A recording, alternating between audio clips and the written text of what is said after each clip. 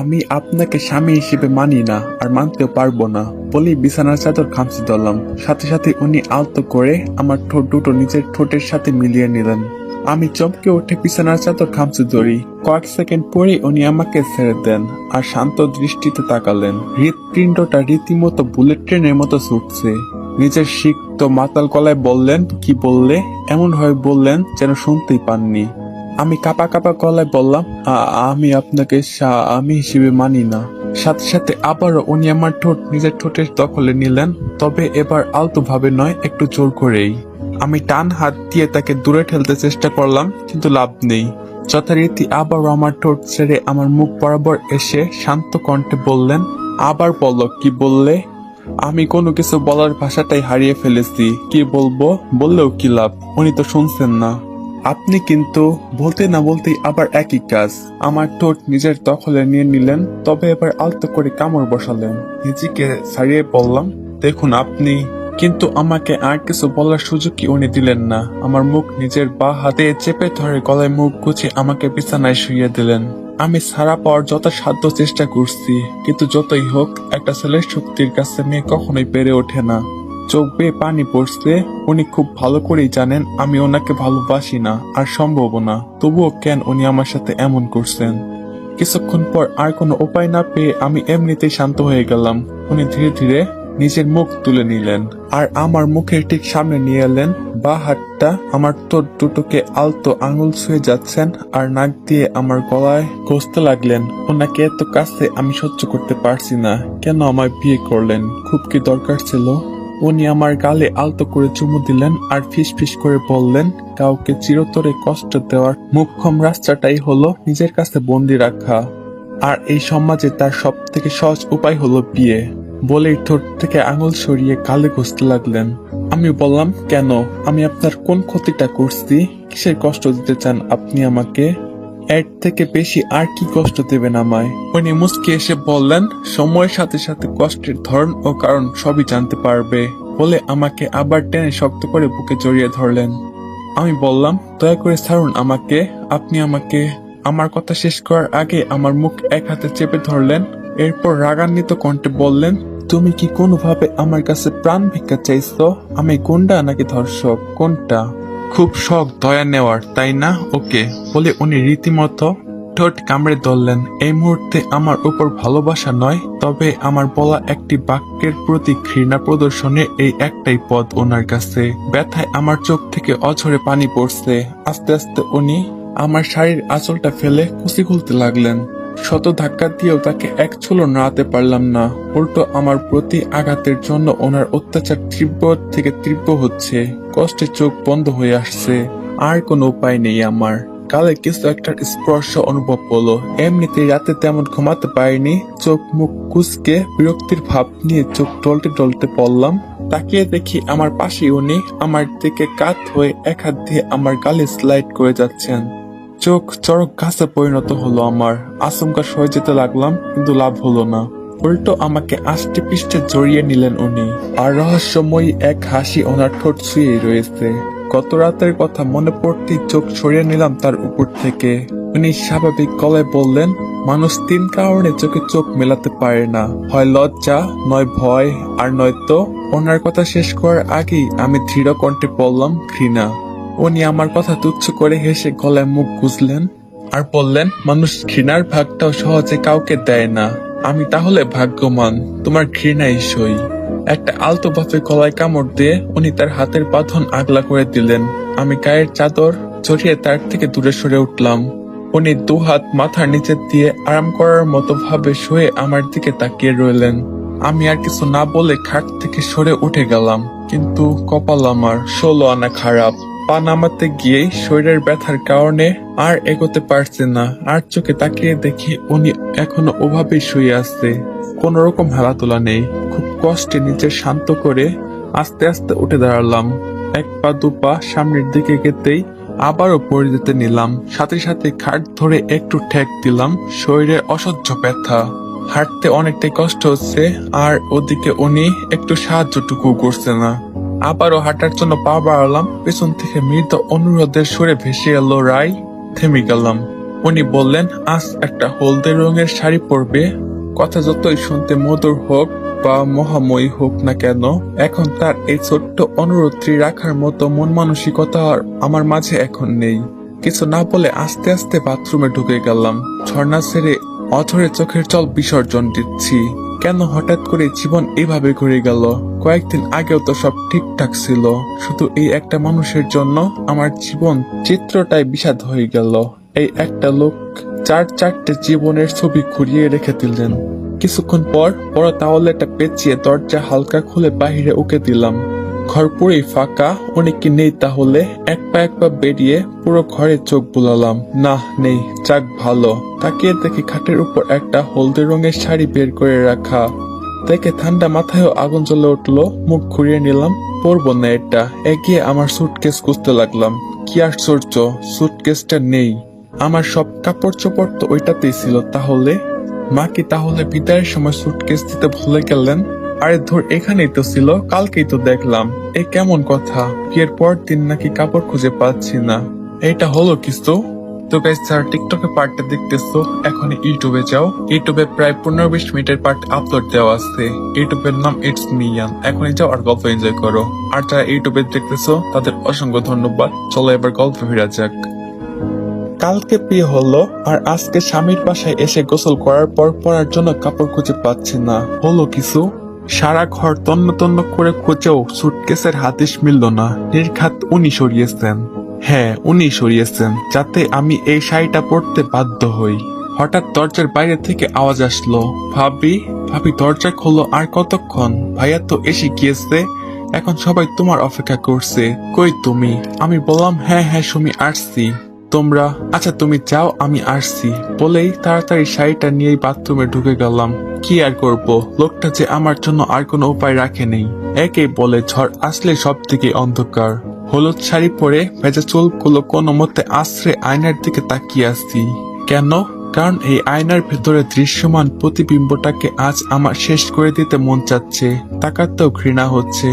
আজ আমি একজনের স্ত্রী, ইচ্ছেতেই হোক বা অনিচ্ছায়। কিন্তু হ্যাঁ, আমি তার স্ত্রী। তার প্রতিটা স্পর্শের সাক্ষী এই আমি। স্বামী হিসেবে নিজের সম্পূর্ণ অধিকারটুকু সে নিয়েছে। এটা কি স্বাভাবিক নয়? তুচ্ছ হাসি বেরিয়ে এলো। দরজার ধাক্কার শব্দে হুঁশ ফিরে এলো। আবার ডাকতে এসেছে বোধ হয়। এগিয়ে গিয়ে দরজা খুলে দিলাম। সুমি কোমরে হাত গুজে দাঁড়িয়ে আছে। এই যে ভাবি, আর কতক্ষণ শুনি? সাজগোজ করতে করতে কি 3 পার করে দিবে নাকি? জোরপূর্বক হেসে তাকালাম আর বললাম, আসলে আমি আসছিলাম। আর আশা লাগবে না, চলো এবার। বলে আমার হাত ধরে টেনে নিয়ে যেতে লাগলো। ড্রয়িং রুমে এসে আমি থমকে গেলাম, কারণ আমার শ্বশুর অর্থাৎ জনাব রেজওয়ান আহমেদ খুশিতে হই হুল্লোড় করছেন। ড্রয়িং রুম ভর্তি অনেকগুলো মানুষ, যাদের মধ্যে 3-4 জনকে আমি চিনি। তারা সম্পর্কে আমার চাচি শাশুড়ি, চাচা শ্বশুর আর বাদ বাকি এরকমই অনেকে আছেন। আমার শ্বশুর লোকটা খুবই ভালো মনের বলা চলে। এক কথায় তাকে বাবা বলে সম্বোধন করাটাও ভুল হবে না। উনি হাসি খুশি মুখে চড়ে চড়ে বলছেন, আরে কাশেম ভাই, তুমি কেন কিছু খাচ্ছ না? নাও মিষ্টি মুখ করো। ভাবি আপনারাও নেন। আম্মা, আপনি এইভাবে কেন বসে আছেন? বলছেন আর হাতে হাতে মিষ্টি ভর্তি পিসগুলো সোফার সামনে টেবিল থেকে রাখছেন। ওখানে যতগুলো লোক উপস্থিত থাকুক না কেন, তাদের মধ্যে অধিকাংশরই মুখে হাসির ছিটা ফোটাও নেই। শুধু কিছু কিছু মানুষকে আমি একটু খুশি দেখছি। তার মধ্যে আমার এই ননদ সুমি, আমার স্বামীর ফুফাতো বোন, আর 2-1 জন আছেন। আর বাদ বাদি আমার শাশুড়ি, দাদি শাশুড়ি, চাচা শ্বশুরের পরিবার, এনারা কেউ এই বিয়েতে খুশি নন। যথারীতি আমিও নেই। এই ভাববি কি ভাবছো চলো, বলেই সুমি আমার হাতের কুনুই দিয়ে ধাক্কা দিলেন। আমি মাথা নেড়ে এগোতে যাব, তখনই কেউ একজন আমার ডান হাতটা ধরে টান দিল আর পিছন থেকে টেনে নিয়ে যেতে লাগলো। এই ভাইয়া, কোথায় নিয়ে যাস ভাবিকে? এই পেছন থেকে সুমি ডাকছে। তাকে দেখি উনি আমাকে টেনে কোথাও নিয়ে যাচ্ছে। আমাকে আমাদের ঘরে এনে হাত ধরে সোজা আয়নার সামনে দাঁড় করালেন উনি। আর এসে সোজা পেছন থেকে আমাকে জড়িয়ে ধরে আয়নায় আমার চোখের দিকে চোখ রাখলেন। আমি পুরো অবাক। কি করছেন কি? ছাড়ুন।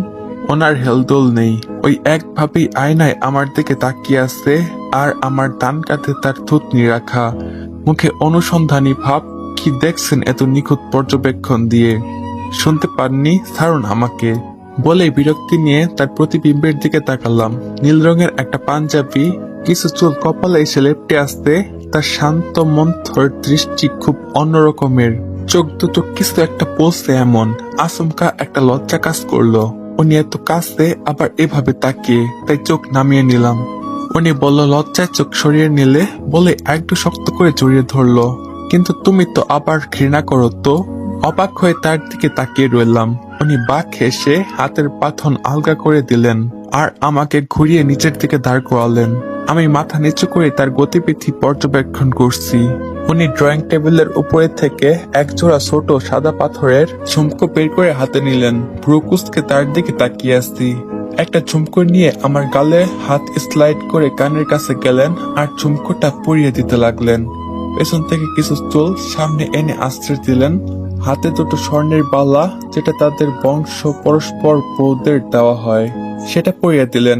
অবশেষে ড্রেসিং টেবিলের উপরে একটা স্বর্ণের আংটি রাখা ছিল, যেটাকে এনগেজমেন্ট রিং বলা হয়। উনি পরিয়ে দিলেন।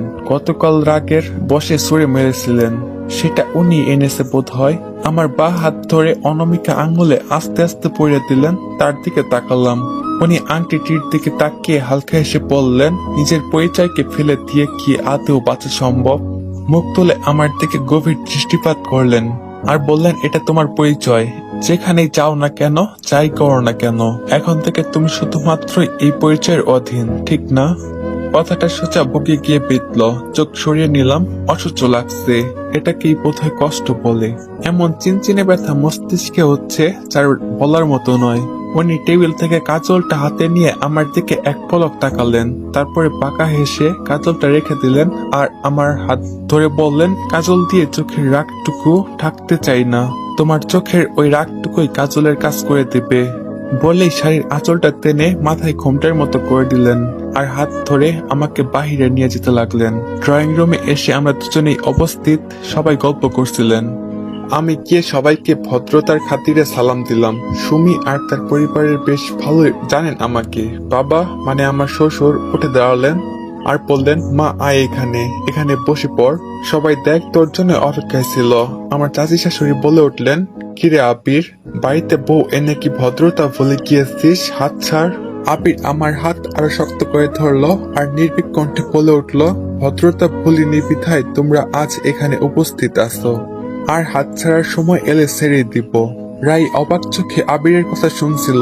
এই কথার মানে কি হতে পারে? এমন কথা কেন বলল? দাদি বলে উঠলেন, সব কথার জবাব যে দিতেই হবে সেটা কেন মনে করো দাদু ভাই, এখানে ওকে বসতে দাও। আবির আর কথা বাড়লো না। আমি গিয়ে একটা সোফায় বসে পড়লাম। চাচা বলে উঠলেন, রেজওয়ান, তোর কোনো কথাই তো আমি কখনো অমত করিনি, তাহলে আজ তুই কিভাবে এত বড় সিদ্ধান্ত নিয়েও নিলি আর আমারে একবার জানালিও না?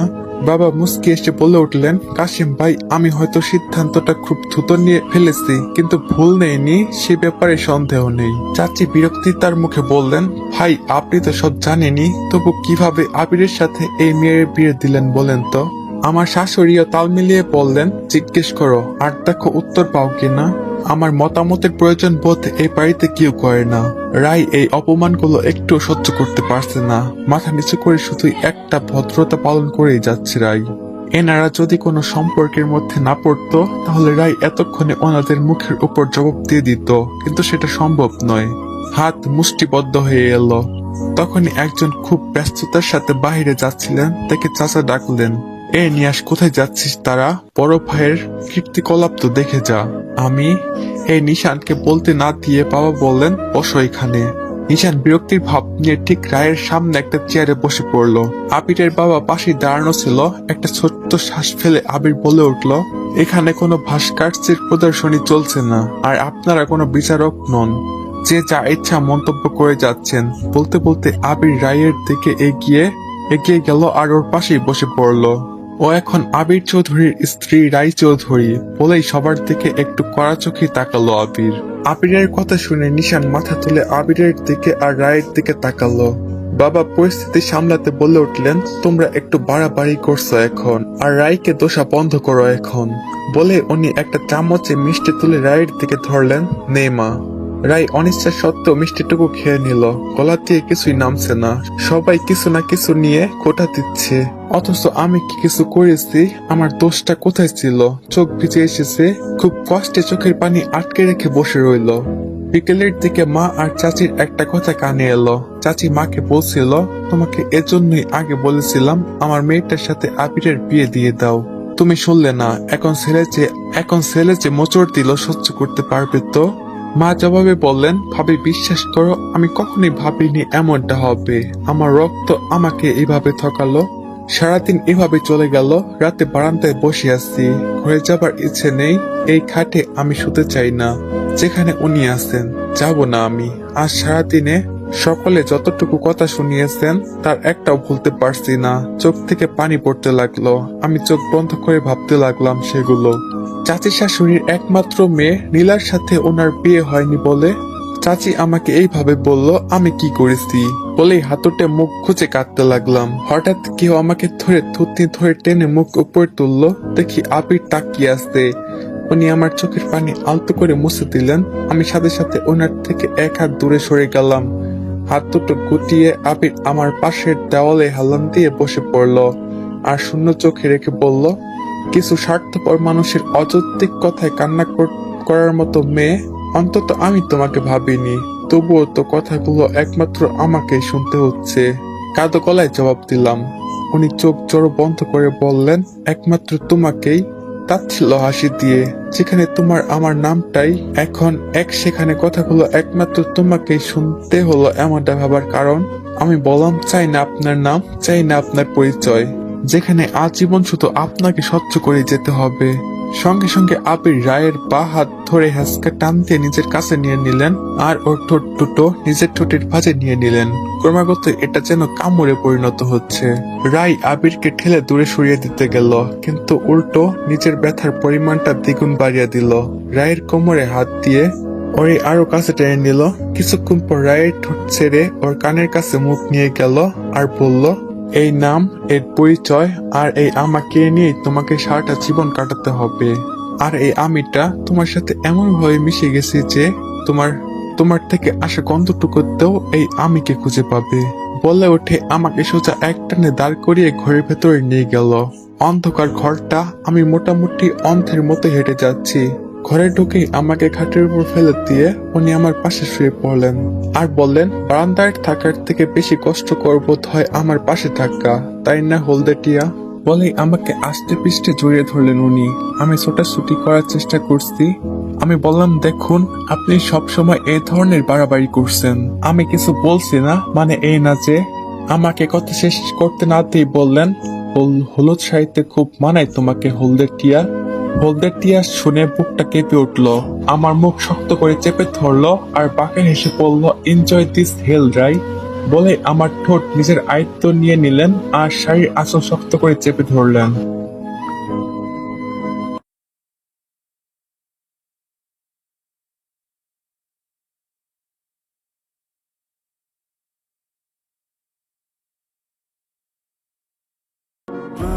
আমার মুখ শক্ত করে চেপে ধরলেন আর বাঁকা এসে বললেন, এনজয় দিস হেল রাই। বলেই আমার ঠোঁট নিজের আয়ত্তে নিয়ে নিলেন আর আমার শাড়ির আঁচল শক্ত করে চেপে ধরলেন। মাঝরাতে ঘুম ভেঙে গেল। একটু যে নড়বো সেই জায়গাটুকু নেই। আবির আমাকে এভাবেই জড়িয়ে ঘুমাচ্ছে। কি কপাল আমার, এত ভালোবাসা পেয়েও আমি তা চাইছি না। অথচ অন্য কেউ হলে হয়তো আবিরকে প্রচন্ড ভালোবাসতো, কিন্তু আমি হয়তো পারবো না, জানি না। ঠিক 1 মাস আগে তো জীবন অন্যরকমই ছিল। রায় চোখ বন্ধ করে চলে গেল নিজের সেই দিনগুলোর একটু অনুসন্ধান করতে, ঠিক কেন তার এইসব সহ্য করতে হয়েছে। অতীত। রায়, এই রায়, কোথায় তুই? কতক্ষণ লাগবে? উফ, চেঁচিয়ে তো কান ঝালাপালা করে দিচ্ছ একদম। মা, তুমি এমন কেন? বলতে বলতে বেরিয়ে এলো রায়। মহারানী, আমরা আপনার জন্য বাসে বসে থাকবো না, চলেন। বলেই মিসেস সাবিনা সিঁড়ি দিয়ে নিচে নেমে গেলেন। রায়ও নিজের ব্যাগটা নিয়ে নামছে। নিচে নেমে তো আবারও ঝগড়াঝাড়ি শুরু বাসের মধ্যে। তোর মেকআপের দিকে কে তাকাবে শুনি, এত সময় লাগে নিচে নামতে? রায় মুখ ফুলিয়ে রইল। ছোট ভাই তামিম এলো আর বলল, আপু তুই একটু বেশি করিস। আমি বললাম, আমি মোটেও সাজগোজ করিনি। মা চেঁচিয়ে উঠে বলল, তো দেরি হয় কেন তোর? এখন এনাদের কিভাবে বলবে যে রাই রেডি হয়ে দেখে ওর জামা মেহেদির দাগ? গত শুক্রবারে মেহেদি লাগাতে গিয়ে লেগেছিল, মা জানে না, তাই আবারও জামা বদলাতে হলো। আমি বললাম কিছু না, এখন আমাকে না বকে চলো তো। বলেই রাই হাঁটা শুরু করলো। ওনারা আর কিছু বললেন না। ভালো, মেইন রোডে এসে কিছুক্ষণ দাঁড়ানোর পরই গাড়ি পেলাম একটা। কতদিন পর গ্রামে যাচ্ছি নিজেও ভুলে গেছি। 3 ঘন্টার মধ্যে বাড়িতে থাকবো আমরা। তবে এইবার বাড়িতে যাওয়ার কারণ শুধু ছুটি কাটানো নয়, বরং আমার খালাতো বোনের বিয়ে, তাই যাওয়া হচ্ছে। বাসের মধ্যে ছোট ভাইয়ের সাথে খুনসুটি করতে করতে অবশেষে আমরা গ্রামের বাড়িতে পৌঁছে গেলাম, অর্থাৎ বড় খালামনির বাড়িতে। বাস থেকে নেমে আশপাশটা দেখতে লাগলাম। সেই অপরূপ গ্রাম বাংলা। তামিম গিয়ে পাশের ছোট বড়ই গাছ থেকে পাতা ছিঁড়তে লাগলো। মা বলল, কতদিন পরে আসলাম। বাবা জবাব দিল, আমি তো চিনতেই পারছি না, প্রায় 4 বছর পর এলাম এই গ্রামে। মা বলল, হ্যাঁ চেনে যাচ্ছে না, এই রাই। তামিম, তোর আমাদের সাথেই থাকিস। পরে আবার দেখা গেল হারিয়ে গেলি। মায়ের কথায় বাবা হো হো করে হেসে উঠলো। আমি আর তামিম বাঁকা চোখে তাকালাম। আমি 2 হাত প্রসারিত করে প্রকৃতি উপলব্ধি করার চেষ্টায় ব্যস্ত। এক লম্বা শ্বাস ছেড়ে নিলাম এই ঘাস, পাতা, সবকিছুর গন্ধ পেতে। কিন্তু 2 সেকেন্ড পরই নাকে একটা বাজে গন্ধ এলো। চোখ মুখ খিচে তাকালাম। সামনে তাকিয়ে দেখি গরুর গোবর পড়ে আছে। মোটামুটি আমার এমন কাণ্ডে বাবা, মা আর তামিম গগনবিদারী হাসি হেসে উঠলো। মেজাজটা যে কোন গাছের চূড়ায় যে উপনতি হলো কি আর বলবো। আর অনেক গন্ধ বলেই তামিম ভেঙচি কাণ্ডে, আমিও তাই করি। বাবা মা আমাদের থামিয়ে একটা ভ্যান ঠিক করলো। এখান থেকে 10 মিনিটের পথ ভ্যানে যাবো। বাড়ি বড় স্টিলের দরজার সামনে এসে পৌঁছালাম। ভ্যান থেকে নেমে তামিম দৌড়ে চলে গেল আর খালামণিকে ডাকতে লাগলো। খালামণি আবার খালাতো বোন সুরাইয়া পেরিয়ে এলো। আমি গিয়ে সুরাইয়াকে জড়িয়ে ধরলাম। কেমন আছিস সুরাইয়া? ভালো, তুই কেমন আছিস? আপু কেমন আছো? বলি মা খালামণির দিকে এগিয়ে গেল। খালামণি আমাকে জড়িয়ে ধরলো আর বলল, নিয়ে সবাই বাড়ির ভেতরে চল, বাইরে কতক্ষণ দাঁড়াবি? অনেক ক্ষুধা লেগেছে খালামণি, বলি তামিম পেটে হাত তুলতে লাগলো। চল দুষ্টু, বলে খালামণি ওর কান ধরে নিয়ে যেতে লাগলো। বাড়ির ভেতরে গিয়ে সব আত্মীয়দের সাথে কুশল বিনিময় করে নিলাম। নানুর সাথে গিয়ে আড্ডা জমিয়ে দিলাম আমি। আমার নানুর সাথে আমার কলিজা কলিজা সম্পর্ক। কতদিন পর সবাইকে দেখলাম। সন্ধ্যায় মহিলার দল খাটে বসে গল্প করছে। গল্পের মূল বিষয় সুরাইয়ার বিয়ে, পাত্র খুঁজছে। বিভিন্ন পাত্রের ছবি দেখছে আর সবাই এক এক রকমের মন্তব্য করছে। এই ছেলের চোখ ভালো না, বললো এক খালা। সুরাইয়া বলল, এই জন্যই তোমার মেয়ের কপালে এমন শাশুড়ি জুটবে। খালা বললে উঠলো, বাপ, তোর কপালে তো ভালো বর জুটবে। আমার মা বলল, আচ্ছা এই ছেলেটা কেমন আপু? খালামণি দেখে বলল, আরে এই ছেলেটাকে আমার খুব পছন্দ হয়েছে। তাকে দেখলাম সুরিয়া চুপ করে আছে। ওকে ধাক্কা দিয়ে বললাম, কিরে লজ্জা পাচ্ছিস নাকি? উপস্থিত সবাই হেসে দিল। খালামণি বললেন, এ ছেলের পরিবারে আসবে আগামী পরশুদিন। ছেলে বাপের ব্যবসা সামলায় আর ভালো শিক্ষিত, দেখতেও খারাপ না। পরিবার বেশি বড় না, ঢাকায় থাকে। আর এই তো ওদের গ্রামের বাড়িতে ভালো একটা বাড়ি আছে। সব মিলিয়ে তো ভালোই লাগলো। মা একটু মস্করা করে বলল, আগে পাত্রীকে জিজ্ঞা কেমন লাগলো। সবাই সুরাইয়ার দিকে তাকালো। সুরাইয়া আর লজ্জায় কিছুই বলল না। সেই রাতের মতো হাসাহাসি করে ভাই বোনদের সাথে কাটিয়ে দিলাম। 2 দিন পরে বিকেলের দিকে হাতে ঘড়িটা পড়ছি আর সিঁড়ি দিয়ে নেমে উঠানে এসে আসা মাত্রই দেখি যত সব আয়োজন চলছে। আজ পাত্রপক্ষ আসার কথা ছিল দুপুরে, কিন্তু কি যেন একটা সমস্যার জন্য তাদের নাকি আসতে দেরি হবে। তাই ভাবলাম ততক্ষণে আমি নদীর পাড় দিয়ে ঘুরে আসি। সুরাইয়া তো শাড়ি পরে সং বেজে বসে আসতে। আমি আবার পুতুল সেজে বসতে পারবো না। উঠানে আসতে পারলাম না, মা শুরু হয়ে গেল। কই যাচ্ছিস তুই? এখনই পাত্রপক্ষ আসবে, যা সুরিয়ার কাছে গিয়ে বস। হ্যাঁ হ্যাঁ যাচ্ছি, বলে পেছনে 2 পা এগিয়ে যেয়ে দেখলাম মা অন্য কাজে হাত দিচ্ছে। এক দৌড় বাড়ির পেছনে ঝোপঝাড় পেরিয়ে কাঁচা রাস্তায় চলে আসলাম। সাথে সাথেই আমার চেনা পেলা যত বোনরা ছিল সেগুলোকেও নিয়ে নিলাম। সবাই একসাথে হইচই করতে করতে নদীর পাড়ে এলাম। প্রায় 1 ঘন্টার মতো ওইখানে ঘুরলাম ফিরলাম আর ছবি তুললাম। তখনই এক বোন বলে উঠলো, এই রাই, বাড়ি যাবি না? পাত্ররা মনে হয় এসে গেছে। সঙ্গে সঙ্গে ফোনের ঘড়িটা দেখি 1টা পার হয়ে গেছে। বললাম, চল চল চল বাড়ি চল, বলেই সব উঠে পড়লাম। নদী থেকে হাত পা ধুয়ে নিলাম। এতক্ষণে ধুলোবালি জমেছে। হাঁটতে হাঁটতে বাড়ির ঠিক সামনে আসতেই কিছু হইচইয়ের মতন অনেক শব্দ শুনতে পেলাম। যেন অনেক মানুষ একসাথে কথা বলছে। কে দেখি আমাদের কাকি চাচিরা কথা বলছে। বাড়িতে ঢুকতে প্রথমে একটা টিনের ঘর পড়ে, এটা এক চাচিরা থাকে, আর তারপরে আমার খালামণির দোতলা বাড়ি। ওহ, এনারা কথা বলছে ভেবেই স্বস্তি পেলাম। ছেলেরা আসেনি, তবে যাক, বাকি বোনেরা যে যার মতো চলে গেল। আমি চিন্তিত মনে হেলতে দুলতে আমাদের বাড়ির কাছে এসে গেলাম। আশেপাশে কিছুই খেয়াল করিনি। আমার আবার অভ্যাস আছে মাঝে মধ্যে সিটি বাজাই, তো আমি বাঁশি বাজাতে বাজাতে হেলতে দুলতে সোজা সোজা ছুরিয়া যে রুমে ছিল সেই রুমে ঢুকে গেলাম। হাতে ফোন ছিল, আমি ফেসবুকে গেছিলাম। তৎপর রুমে ঢুকে সিটি বাজাতে বাজাতে যেই উপরে তাকাই, আমার মাথায় আকাশ ভেঙে পড়ে। কতগুলো মানুষ আমার দিকে অবাক হয়ে তাকিয়ে আছে। পাশে তাকিয়ে দেখি মা আর খালামণিও আছে। বেবাচ্চাকা খেয়ে মুখ থেকে জোরেই বাঁশির আওয়াজ বেরিয়ে এলো। সাথে সাথে নিজেকে সামলে মুখ বন্ধ করে নিলাম। মাথায় এলো লজ্জায় মাথা কাটা যাওয়ার আগেই এখান থেকে কেটে পড়তে হবে। সেভাবেই পিছনে ঘুরে দিলাম দৌড়। 4 কদম যেতে না যেতেই কেউ বলে উঠলো, এই দাঁড়াও দাঁড়াও। আমি থমকে গেলাম। চেহারাটা যে কি বলবো, আমি কি যে বানাই ফেলছি। শালা পালাতেও দিল না। মুখে কৃত্রিম হাসি টেনে আস্তে আস্তে ঘুরে দাঁড়ালাম। খাটের উপরে বসে আছে একটা লোক, পোশাকে খুব সম্রাট ধরনের মনে হলো। তিনি আমাকে বলল, তুমি এখানে আসো। আমি কোনো মতে হেসে এগিয়ে গিয়ে তাদের সালাম দেই। সবাই উত্তর নিল। লোকটি বলল, তুমি? খালামণি বলে ওঠে, হে হে হে, ও পাত্রী খালাতো বোন। লোকটিও বলে, মাথা নাড়ালো। আমি অবাক। আমি খাটের যেই প্রান্তে দাঁড়ানো ঠিক সেইখানে একজন বসে, মাথায় ঘোমটা। আমি ডানে ঘুরে ঘোমটার সামনে মুখ এনে তাকিয়ে দেখি সুরাইয়া। ওপস বলে সোজা হয়ে দাঁড়ালাম। মানে পাত্রপক্ষ এনারাই। আমি বললাম, হ্যাঁ আমি ওর বোন। সাথে সাথে লোকটির পাশের চেয়ারে বসা একটা ছেলে হেসে উঠে দাঁড়িয়ে পড়লো। আরে বিয়ান সাহেবা বলে আমার দিকে দুবাহু প্রসারিত করে এগিয়ে আসতে গেল। ঘটনা দেখে তো আমি আকাশ থেকে পড়লাম। তার দিকে হাত তাক করে 2 কদম পিছিয়ে গেলাম। বললাম, আরে আরে। ছেলেটি বলল, বেআইন কি ভয় পাও নাকি? আমি আস্তে করে বললাম, এমন ছাড়ের মতো চেঁচালে তো সবাই ভয় পাবে।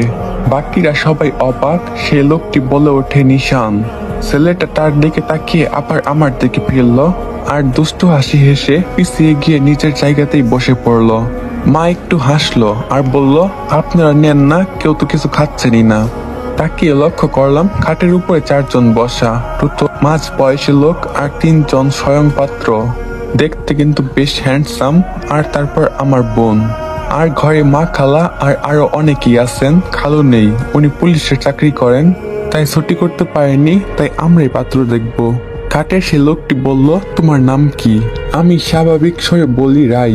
ভালো ভালো, আমি হলাম রেজওয়ান সোহেন, আর এই হলো পাত্র, আর ইনি পাত্রের বাবা। আমি সৌজন্যের হাসি হাসলাম। উনি আবারও বলে উঠলেন, আমি পাত্রের আঙ্কেল হই, আর এই হলো আমার ছোট ছেলে নিশান, আর বড় ছেলে আবির। আমি তার কথা মতোই সবার দিকে তাকিয়ে নিশানের দিকে তাকালাম। ছেলেটা কেমন শয়তানি হাসি দিয়ে রেখেছে। আর যখনই উনি বললেন আবির, আমি পাশে থাকা ছেলেটির দিকে তাকাই আর এক পলকের জন্য আটকে যাই। বেশ লম্বা দেখতে, সুটাম দেহ, চিম করে দেখলেই বলে দেওয়া যায়। একটা লাল টি শার্ট আর কালো জ্যাকেট পরা, চুলগুলো মারাত্মক সুন্দর, ডান চোখের সামনে এসে পড়েছে। চেহারাটা একটা অন্যরকমই আভাস ফুটে উঠেছে। সেও আমার দিকে তাকালো। আমি সঙ্গে সঙ্গে চোখ সরিয়ে নেই। খালামণি আর পাত্রের বাবা বিভিন্ন ধরনের কথাবার্তা বলছেন, আর রেজওয়ান আঙ্কেল ফাঁকে ফাঁকে আমাদের 2-1টা প্রশ্ন করছেন, তার উত্তর দিচ্ছি। পাত্রের বাবা বলে ওঠেন, ভাবি আসতে তো দেরি হয় না? তবে বন্ধুকে ফেলে আসতে চাইনি। পাশে রেজওয়ান হাসানের কাঁধে হাত রেখে। রেজওয়ান আর আবির গত রাতে দেশে ফিরে আসার কথা ছিল, আসতে পারেনি, আজ আসলো। ওদের নিয়ে আসতে চেয়েছিলাম, তাই আজ দেরি হয়ে গেল। আমি আবার একটু বেশি কৌতূহলী, তাই জিজ্ঞেস করলাম, আঙ্কেল আপনারা দেশের বাহিরে থাকেন? উনি বললেন, না, ব্যবসার কাজে আমরা দুজনে একটু বাহিরে গিয়েছিলাম। আমার ছেলে মূলত সামলায় সব ব্যবসার কাজ। আমি বললাম, ওহ, কোন দেশে? আবারও প্রশ্ন করলাম। এদিকে মা আমার দিকে চোখ গরম করে তাকালো। আঙ্কেল হেসে উঠলেন আর বলেন, এই তো প্যারিসে ছিলাম। আমি খুশি হয়ে বললাম, ওহ, আমার খুবই প্রিয় একটা জায়গা প্যারিস। উনি বলল, তাই নাকি? আমি মাথা নেড়ে হ্যাঁ বললাম। এবার তো আঙ্কেল একে একে প্রশ্ন করেই যাচ্ছে, আমি উত্তর দিচ্ছি। কিছুক্ষণ পর পাত্রের বাবা কাশি দিয়ে উঠলেন। আর বললেন, তো পাত্রী আর পাত্র তারা দুজন আলাদাভাবে কিছু কথা বললুক নাকি?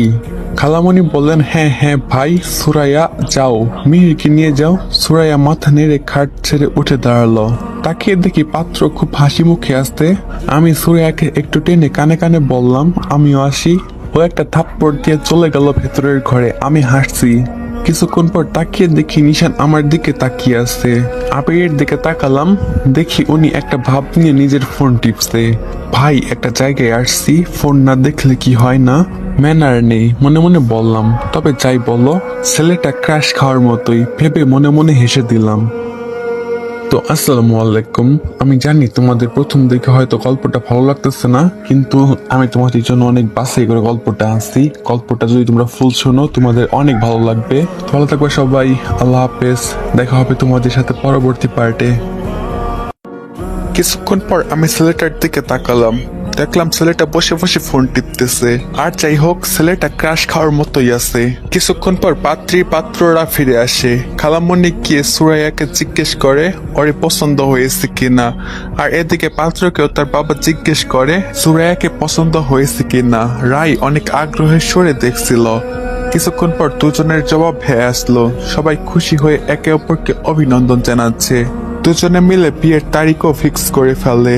রাই মিহিরের কাছে গিয়ে আস্তে আস্তে বলল, কি দুলাভাই, সেকেন্ডের ঘরেই হ্যাঁ করে দিলেন? এত পছন্দ হয়েছে আমার বোনটাকে। ভেবেছিলাম ভাইয়া খুবই শান্তশিষ্ট, কিন্তু আমাকে পিছে ফেলে জবাব দিল, আপনার জন্যই তো হ্যাঁ করেছিলাম, শীঘ্রই আবারও দেখা করতে হবে না? বলে মিটমিট করে হাসলেন।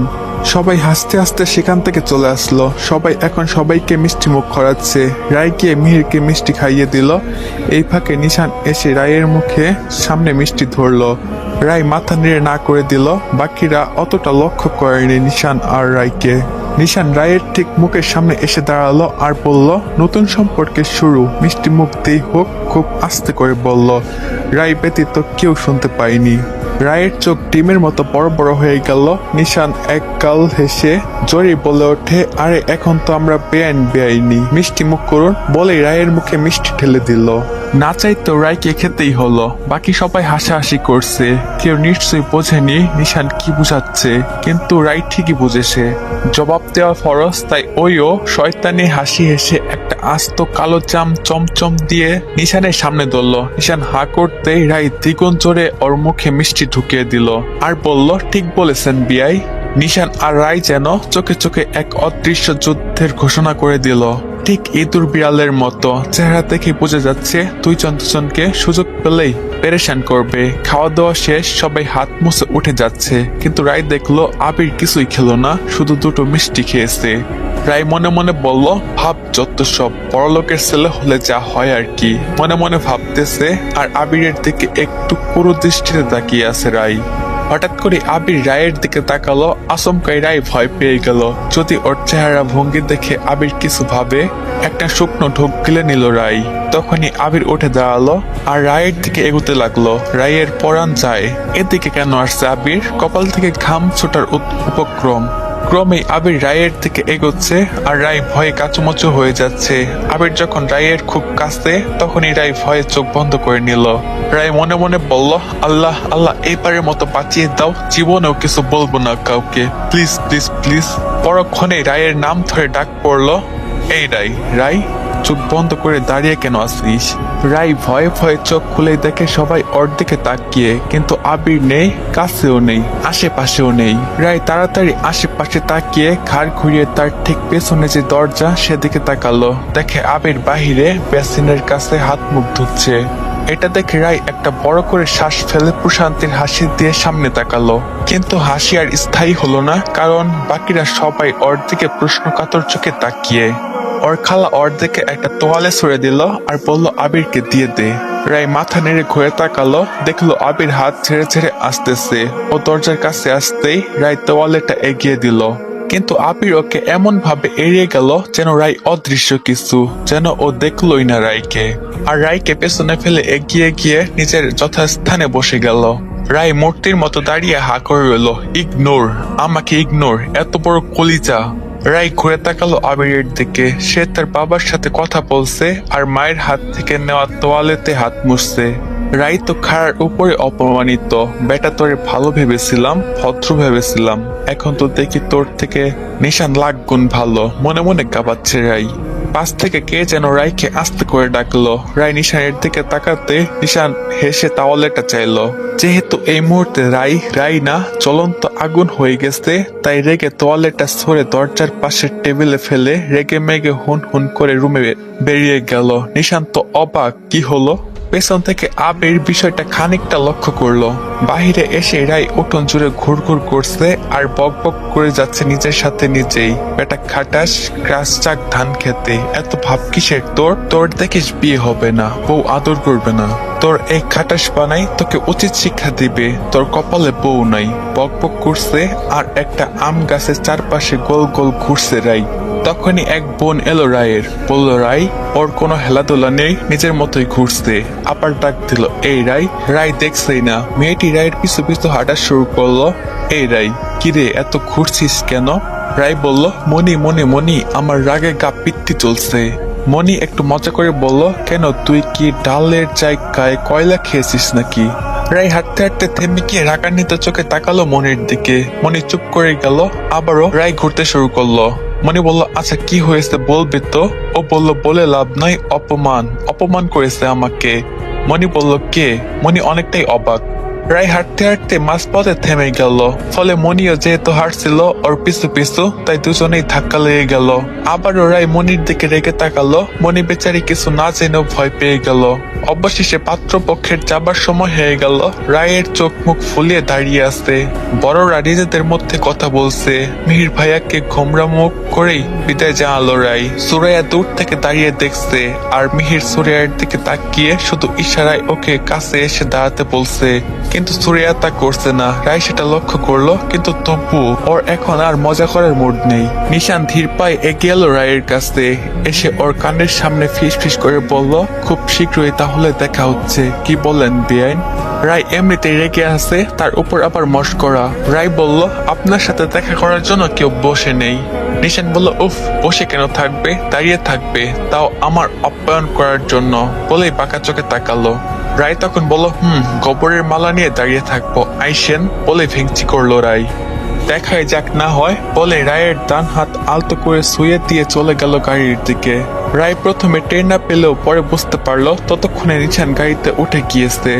গাড়ির পেছনে রেজওয়ান আঙ্কেল, মিহির ভাই আর ওর বাবা, আর সামনে ড্রাইভিং করবে আবির আর তার পাশে নিশান। রেজওয়ান আহমেদ হঠাৎই সবার সামনেই রায়ের মাকে বলে ওঠে, আপা আপনার মেয়েটা সত্যি খুব ভালো, আমার খুব পছন্দ হয়েছে, এমন একটা বেটার বউ পেলে তো। সাথে সাথে মিহিরের বাবা কেসে উঠলেন, মানুষ অতিরিক্তই মজা করে। খালামণি অবাক হয়ে হেসে উঠলেন, আর রায়ের মা জোরপূর্বক হেসে বললেন, মেয়ে তো একটা যাচ্ছে, তো আর কিসের কথা, তাই না ভাই? বললেই কোনো মতো কথা এড়ালেন। মনি হেসে উঠে রায়কে শুনিয়ে বলল, কবুল কবুল কবুল। রায় ওকে হাতে চিমটে দিল। মনি ঠোঁট চেপে হাসছে। অবশেষে সবাই গাড়িতে উঠতে লাগলো। আবিরও প্রস্তুতি নিয়ে গাড়িতে বসবে। তখনই ওই রাস্তার দিয়ে কতগুলো ছোট বাচ্চা ছেলে মেয়ে খেলতে খেলতে যাচ্ছিল।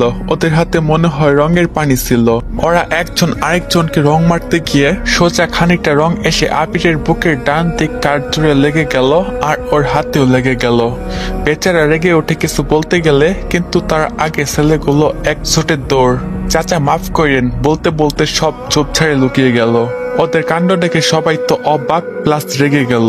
এদিকে রায় আবিরের উপর রেগে নিশ্চয় ছিল, কিন্তু চাচা শব্দটা শুনে রায়ের হাসি এসে চলে এলো। কিছুতেই হাসিটা আটকাতে পারছিল না। রায়ের মা বলতে গেল, বাবা তুমি রাগ করো না, ওরা সব বাচ্চা। পুরোটা শেষও করতে পারলো না, পেছন থেকে অট্ট হাসিতে ফেটে পড়লো রায়। হো হো করে হেসে অর্জান ওষ্ঠাগত। খালামণি, মা, মনি সবাই রায়ের দিকে চোখ রাঙিয়ে তাকিয়ে আছে, কিন্তু বেচারি হাসিটা কোনোভাবেই থামাতে পারছে না। গাড়ির ভেতর থেকে রেজওয়ান আঙ্কেল বেরিয়ে এসে বলতে লাগলেন, কাজের কাজ হয়েছে, সবসময় মুড নিয়ে থাকিস, ওই বাচ্চারাই তোর মুড উড়িয়ে দিয়ে গেছে, বলে উনিও হাসতে লাগলো। আবির কঠোর কণ্ঠে বলল, বাবা রায় কোনো মতে নিজের হাসিটা দমিয়ে সোজা হয়ে দাঁড়ালো, তবুও মুখে হাসি। খালামণি বললেন, বাবা রাগ করে না, এক কাজ করো, ভিতরে গিয়ে পরিষ্কার হয়ে এসো। আবির বলতে গেল, না ঠিক আছে, মুখে চরম বিরক্তি। রেজওয়ান সাহেব বলল, কিসের না, যা গিয়ে হাত আর শার্ট পরিষ্কার করে আয়, নইলে আবার গাড়িতে রং লেগে যাবে। ঈশান বলে উঠলো, বাবা তোমার গাড়ি দামি নাকি ভাইয়া দামি? রেজওয়ান সাহেব ঠাট্টা করে বলল, অবশ্যই গাড়ি। সবাই হেসে উঠলো, রায় আরো চড়ে চড়ে হেসে উঠলো। আবির রাগের দৃষ্টিতে মাটির দিকে তাকিয়ে। রায়ের মা বললেন, তুমি বাদ দাও আবির, যাও গিয়ে মুখ ধুয়ে এসো। রেজওয়ান সাহেব বলল, হ্যাঁ যা। রায় মা, একটু ওকে নিয়ে যাও তো, একটু সাহায্য করো। খালা আর মা একসাথে আমার দিকে তাকালো। আমি তো না চাইতেও হাসছি, নিষেধ করার আর উপায় নেই। আবির হেঁটে আসতে লাগলো, আমিও হাত মুখ চেপে পিছন পিছন গেলাম। মিট মিট করে হাসছি আর ভাবছি, বেশ হয়েছে, আমার সাথে ভাব। তোমার ভাব একেবারে ঘুচিয়ে দিয়েছে। তাকে নিয়ে বাসার ভেতরে বেসিনের সামনে দাঁড়ালাম। উনি হাত বাড়িয়ে বেসিনের কল ধরতে গেলেন। 1 মিনিট বলে তাকে থামালাম আর আমি কল ছেড়ে দিলাম, নইলে রং লেগে গেলে পরিষ্কার কি করতে যাবে। উনি ভাব দেখিয়ে এক হাত দিয়ে পানি দিয়ে টি শার্টের দিকটা মুছতে গেলেন, কিন্তু ভাগ্য রং কমবে কি, উল্টা আরো তার হাতে থাকা রং আরো লেগে গেল টি শার্টে। জ্যাকেটটা গাড়িতে খুলে ফেলেছিলেন, তাই এ যাত্রায় সেটা পেঁচে গেল। আমি ফিক করে একটু হেসে উঠি। উনি একটা শ্বাস ছাড়লেন। রায় তাকে থামিয়ে বলল, আমি হেল্প করছি বলেই হাত সাবান মেখে আবিরের 2 হাত ধরে সাবান লাগিয়ে দিতে লাগলো রায়। আবির এখনো চোখ মুখ কুঁচকে রায়ের দিকে তাকিয়ে আছে। রায় খুব হাসি খুশি স্বভাবের, ওর মুখ একটা চিলসে হাসির সর্বদাই বিরাজমান। আবির সেই হাসিটাকে কতক্ষণ দেখলো, যেহেতু রায় ওর খুবই কাছে, তাই খুব ভালোভাবে পর্যবেক্ষণ করছিল আবির। আবিরের 2 হাত ভালো করে পরিষ্কার করে ধুইয়ে দিল রায়। তারপর হাতে পানি নিয়ে টি শার্টের বুকের দিকটা রং মুছতে দিতে গেল। একটু একটু করে পানি নিয়ে উঠাচ্ছে, আর রায় কিছুটা ইতস্তত করছে। বারবার আবিরকে স্পর্শ করা ওর একটু অস্বস্তিকর মনে হচ্ছে, তবুও দিচ্ছে। বরাবরই একটা অজ্ঞাত মেয়ের স্পর্শ আবিরের ঠিক ততটা ভালো লাগছে না, কিন্তু নিষেধও করছে না। আর রায়ও ভুলেই গেছে যে এখন তো আবিরের হাত পরিষ্কার, এখন আর ওর আবিরের দাগ পরিষ্কার করতে হবে না, ও নিজের কাছে অব্যাহত। শার্টের রং তো পুরোপুরি ওঠেনি, তবে যা উঠেছে তাই আর কি। রায় হাত ধুয়ে আবিরের দিকে এক পলক তাকালো, দেখলো ওর টি শার্টের কালার থেকে একটু উপরে 1-2 ছিটে লেগে আছে। স্বাভাবিকভাবে রায় চটজলদি গলায় হাত দিয়ে মুছে দিতে গেল। মুহূর্তে বাঘের থাপার মতো আবির রায়ের হাত ধরে ফেললো। তো আসসালামু আলাইকুম গাইস, এই পর্যন্তই। এই পার্টটা তোমাদের কাছে কেমন লাগছে অবশ্যই কমেন্ট বক্সে জানাবা। যদি ভালো লাগে ওইটাও জানাবা, ভালো না লাগলে ওইটাও জানাবা। তো নেক্সট পার্ট চাই কিনা অবশ্যই কমেন্ট বক্সে জানাবা। তোমাদের ওই নেক্সট পার্ট চাওয়ার কমেন্টটি আমাকে নেক্সট পার্ট তাড়াতাড়ি আনার জন্য উৎসাহ জাগায়। তো ভালো থাকবে সবাই, আল্লাহ হাফেজ। দেখা হবে তোমাদের সাথে পরবর্তী পার্টে। রাই হাত ধুয়ে আবিরের দিকে এক পলক তাকালো, দেখে ওর টি শার্টের কলারের থেকে একটু পরে গলায় 1-2 ছিটে লেগে আছে। স্বাভাবিকভাবেই রায় জলদি গলায় হাত দিয়ে মুছে দিতে গেল। মুহূর্তে বাঘের থাবার মতো আবির রায়ের হাত ধরে ফেললো। আশঙ্কায় রায় বিস্মৃত হয়ে আবিরের দিকে তাকায়। আবির খুব তীক্ষ্ণ দৃষ্টিতে রায়ের দিকে তাকিয়ে একটু একটু করে ওর দিকে এগোতে লাগলো।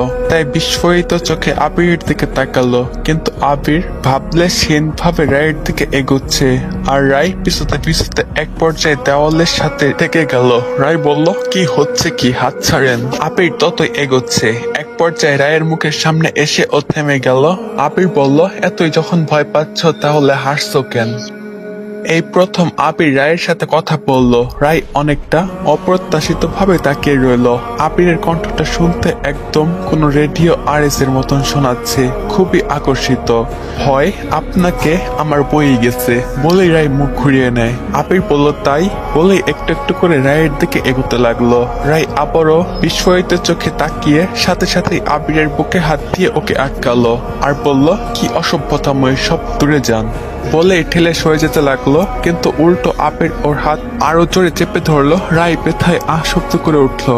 আবির তীব্র চোখে রায়ের নুয়ে যাওয়া চেহারাটা দেখে এক চিলতে পরিমাণ হেসে রায়ের মুখের সামনে এসে পড়া চুলগুলোর দিকে লক্ষ্য করে ফু দিল। একদিকে ব্যথা লাগছিল হাতে, অন্যদিকে আবিরের এমন কাজে রায় কষ্ট মাখা চেহারায় আবিরের চেহারার দিকে তাকালো। কি যেন একটা মনে করে আবির আগের মতো নিজের ভাব নিয়ে এক ঝটকায় রায়ের হাত ছেড়ে দিয়ে সোজা হয়ে দাঁড়ালো। নিজের অবাঞ্ছিত হাসি নিয়ে আমার থেকে দূরে থাকবে বলে ঘুরে দাঁড়ালো আবির। রায় রেগে গিয়ে জবাব দিল, আপনার কাছে আসার কারো শখ নেই, আর আপনার দূরে থাকা লাগবে না, দেখা যাবে আপনি নিজে পিছন পিছন আসবেন। আবির বাঁকা হেসে ঘুরে তাচ্ছিল্যের চোখে রায়ের দিকে তাকালো আর বলল, তোমার পেছনে কোনো দিক থেকে তো দেখে কোহিনূর মনে হচ্ছে না বলে এক ভ্রু উঁচু করলো আবির। রায় আরো কেঁপে গেল আর বলল, সবার কপালে কোহিনূর থাকে না। আবির জিন্সের প্যাকেটে বাম হাত ঢুকিয়ে বলল, সবাইকে নিশান ভেবে বসে থেকো না। রায় থম মেরে গেল। কি বলতে চান? নিশান আমার পিছনে ঘুর ঘুর। ওকে শেষ করতে দিল না। আবির বলল, নিজে যখন বলছো। রায় তখন সেটা বলে চিৎকার করে উঠল। আর যাই হোক, আবির কখনো নিজের চোখের সামনে কারো গলার উঁচু আওয়াজ শুনতে পারে না। গিয়ে রায়ের মুখ চেপে ধরলো, তোমার ধমক শোনার জন্য নিশ্চয়ই আসেনি। রায় ওর হাত ঝাড়া দিয়ে সরিয়ে দিল। আপনার মতো নিশ্চিন্তা ধারা মানুষ শুধু পারে অন্যকে কষ্ট দিতে। নিজের ভাই সম্পর্কে এমন মন্তব্য করতেও আপনার খারাপ লাগলো না? ছি, আপনার সাথে যার ভাগ্যের রেখা মিলেছে সে জাস্ট কষ্টই কাটাবে বলে রায় হন হন করে স্থান ত্যাগ করলো। আবিরের হাত মুষ্টিবন্ধ হলো। ভেজা সিক্ত চোখ দুটো খুলে তাকালো রায়। তবেই অর্ধ অন্ধকারে চোখ খোলা আর না খোলা একই কথা। আবির এখনো ওকে জড়িয়ে শুয়ে আছে। সেই প্রথম দেখার ঘটনা মনে পড়ে রায়ের খারাপ লাগার পরিমাণটা আরো বেড়ে গেল। আস্তে করে নিজের উপর থেকে আবিরের হাতটা সরিয়ে দিল রায় আর ওর দূরে সরে গেল। এই মুহূর্তে আবির জেগে থাকলে নিশ্চয়ই ওর হাতটা সরানোর সুযোগটাই রায় পেত না। ওঠে খাটের সাথে হেলান দিয়ে বসলো রায় আর নিজের মাথাটা দু হাত দিয়ে চেপে ধরলো। কিচ্ছু ভালো লাগছে না তার, আর না দু চোখে ঘুম আসছে। হঠাৎ তার কানে ভেসে আসলো, মাথায় কি ব্যথা করছে নাকি? রায় চমকে ওঠে। রায় ভাঙা ভাঙা কণ্ঠে বলে, আপনি ঘুমাননি? আবির রায়ের ডান হাত ধরে নিজের কাছে এনে বুকের মাঝে আগলে নিয়ে মাথায় বিলি কাটতে লাগলো আর বলল, হাত তো সরিয়ে দিলে, ঘুমটা আর কিভাবে হবে বলো? রায় অস্বস্তিতে চোখ বুজে নিল আর বলল, আপনার মনে হয় আপনার সাথে সংসার করলেই আমি আপনার হয়ে গেলাম? সব এতই সহজ? আবির হালকা হেসে বলল, আলাদাভাবে তোমাকে নিজের নামে লেখার কোনো প্রয়োজন নেই আমার। রায় বুঝলো না কথার মানেটা, একটু অবাক হলো আর বলল, মানে? আবির ততক্ষণাৎ কিছু বলল না, পিলি কাটতে লাগলো। রায়ের এক কানে অনবরত আবিরের শ্বাস প্রশ্বাসের শব্দটা আসছে। আবির তখন শান্ত স্বরে বলল, তুমি কখনো নিজের শরীরের একটা অঙ্গকে আলাদাভাবে বাহির থেকে এনে জোড়া দিতে পারবে? রায় কপাল কুঁচকে ভাবতে লাগলো, কি বলছে এসব? কিন্তু রায়ের মন চাচ্ছে না এসব প্রশ্নের উত্তর দিতে। রায় চুপ করে রইল। কথা বলছো না কেন? আবির পুনরায় প্রশ্ন করলো। রায় বিরক্তির সুরে বলল, কিসব বলছেন আপনি? নিজের শরীরের অঙ্গকে বাহির থেকে কিভাবে আনা যায়, যেখানে সেটা ইতিমধ্যেই আপনারই, আপনার কাছেই আছে? আবিরের হাত দুটি থেমে গেল। মাথা থেকে হাত সরিয়ে আবির রায়ের গালে রাখলো। তুমিও তার ব্যতিক্রম ছিলে না, শুরু থেকে আমারই ছিলে। রায় স্তব্ধ হয়ে গেল। আবির পুনরায় ওর মাথার বিলি কেটে দিতে লাগলো। আবিরের কথা ভাবতে ভাবতে কখন যে রায় ঘুমিয়ে গেছে জানে না। সখী, ভালোবাসা কি এতই সোজা? এই দেখো না, নিজেকে মানাতেই পারছো না, আর এই দেখো আমাকে ছাড়তেই পারছি না। আবির শূন্যই কথাগুলো ছড়িয়ে দিল।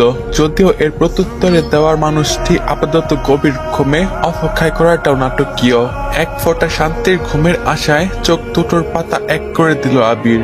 একা একা কথা বলে নিজেকে পাগল প্রমাণিত করার ইচ্ছে ওর নেই। সকালে অনেক শব্দ কানে এসে ঘুম ভেঙে গেল রায়ের। তৃপ্তির ঘুমটুকু বিসর্জন দিয়ে ঘুম লেগে আসা চোখ দুটো মিটমিট করে খুলল। আবির শব্দের জন্য চোখ মুখ কুঁচকে ঘুম থেকে উঠে গেল। কি হচ্ছে কি বলে রায় তার চোখ ডলতে লাগলো। আবির এখনো রায়কে জড়িয়ে রেখেছে।